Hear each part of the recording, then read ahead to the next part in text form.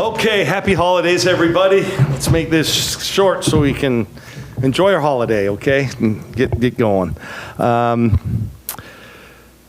our best game, but it was hard to follow up what I thought was a great performance the other night, come back 2 days later against a really good team. These guys are a good team. They have a winning culture, and, got to give them credit. They battled and battled and battled, but still, it was a good win for us. We did a lot of good things, and, we'll take it and we move on. Yeah. Enjoy the holidays. Yeah.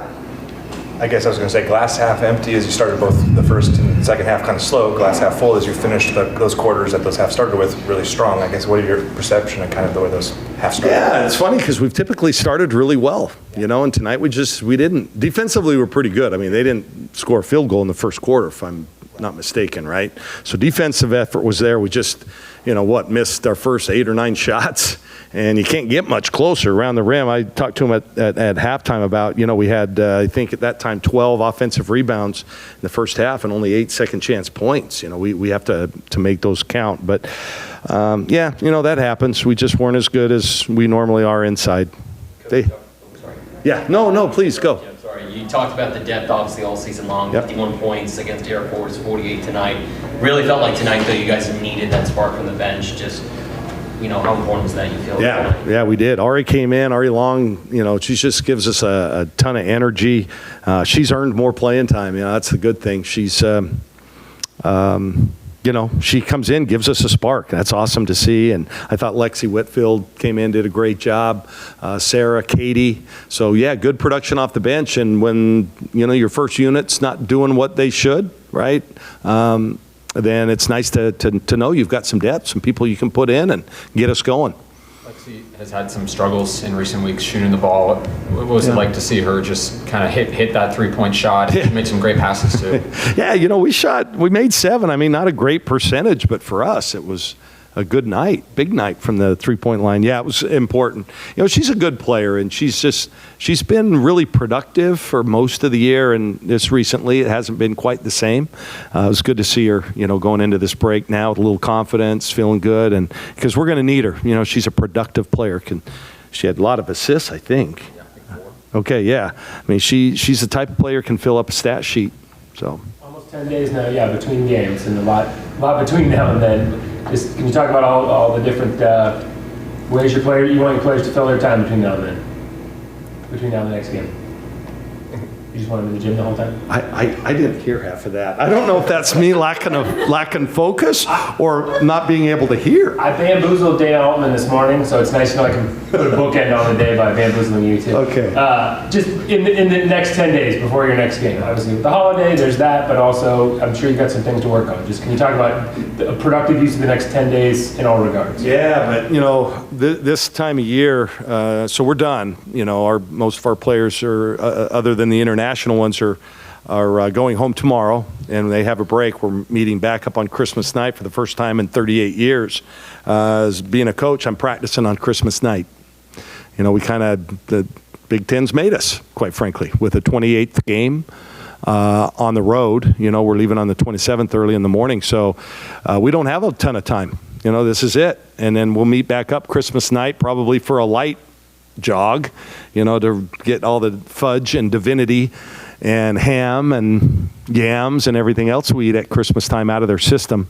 And then we'll have a couple of practices on the 26th, and we leave bright and early on the 27th and practice back in Illinois. So, we don't have a ton of time. But, the last time we had a 10-day layoff between the USC and the Air Force game, we played pretty well. So I'm glad they get this break. I think it's really important. And it is a decent break for them. They get 20, 21, 22, 23, 24, really 5 full days off, and Christmas. I think they're all traveling Christmas Day. So we wish them the best. We wish everybody the best. Travel safely. You talked last week about gaining momentum before Big Ten play. Do you feel like these last 2 games you guys have gained enough momentum heading into this conference? Yeah, absolutely. These guys were 7-3 coming in, or 8-3. 7-3, 8-3, and Air Force was 9-1. 2 pretty good opponents. We played really well. So I think we feel good going into Big Ten. We start, I think, 4 or 5 on the road, if I'm not mistaken. Is that right? So that's not easy. A couple of long trips, but I think we're ready to go. I think our rotation's kind of pretty much done now, and now we just got to get everybody to play just a little bit better. Intensity rises a little, and we got to be ready to play. And we're going against a really good team right off the bat at Illinois. Yeah, you mentioned that the rotation. I think these past 2 games you're able to play a lot of players over 10 minutes, pretty much every healthy player over 10 minutes. Do you feel like you've kind of seen enough from everyone to make decisions on what the rotation will be going forward? Yeah, I think so. We've just got to get our seniors have got to at least kind of step it up. I don't know any other way to put it. They've just got to be better because we need them. We need their experience. We need their toughness. We need, obviously the production. So, yeah, I think we're pretty set. I like what I've seen out of our crew. Our bench has outscored our starters the last 2 games. That's not bad. A lot of coaches would like that. Statistically, probably your 2 best defensive games this week. What was working this week, and I guess how do you harness that? What translates in the Big Ten, you think? Yeah, just a lot of energy. I think we're making things happen defensively. That's what I've been pleased to see, quite frankly. Yeah, we've had a lot of time to work on it. Those last 10 days, we actually did really work on the defense a lot. So we're in a good place. We're excited to get this going. Am I reading this? We only had 2 in double figures tonight? Interesting. 1 with 10, 1 with 11. Wow. Off the cuff question, not related to sports, but out of the ugly sweaters that were here tonight or over the last couple of days, who do you think wore the best sweater tonight?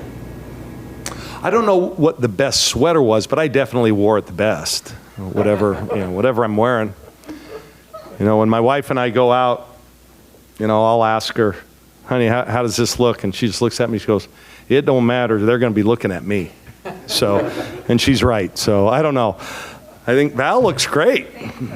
It says ugly Christmas sweater. That's not ugly. That actually has got some pretty good ornaments on it. It's pretty neat. Now, this is always a fun tradition. I don't know if they did it before I got here, but we've done it every year since I've been here, and kind of fun. Where's yours? I know, I didn't get the message. Come on, Scrooge. Sorry. Bah humbug. Trust me, when you guys come back, I'll have it. Well, I wish everybody the happiest of holidays. Katie's dad has his memorial service on Saturday, and it just makes you think, life is fragile. You just got to, especially now when you're with your loved ones, just give them a hug, tell them how much you love them, how much they mean to you, and not just your family, everybody. I just think it's a lesson learned. And, I think we could all use a little bit more love in our lives. The world could, for sure. All right, I'm going to get off my soapbox there. All right, all the best, you guys.